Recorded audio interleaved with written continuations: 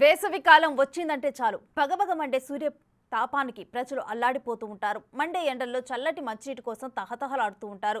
గుక్కెడు చల్లటి నీటితో తమ దాహాన్ని తీర్చుకుంటారు. వేసవిలో మట్టి కుండలోని నీళ్లు తాగటం ఎంతో శ్రేయస్కరం. పేదవాడి ఫ్రిడ్జ్గా పిలిచే మట్టి కుండలకు వేసవి కాలంలో డిమాండ్ విపరీతంగా ఉంటుంది. ప్రస్తుతం మార్కెట్లో మట్టి కుండల అమ్మకాలు జోరుగా సాగుతున్నాయి. మట్టి కుండల తయారీ ఎంత కళాత్మకంగా ఉంటుందో దాని వెనుక శ్రమ కూడా అధికంగానే ఉంటుంది.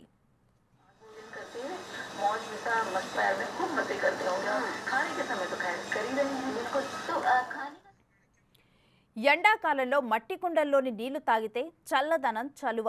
టెక్నాలజీ పెరిగిపోతూ అధునాతన సౌకర్యాలు అందుబాటులోకి వస్తున్న మట్టి కుండలకు మాత్రం డిమాండ్ తగ్గటం లేదు.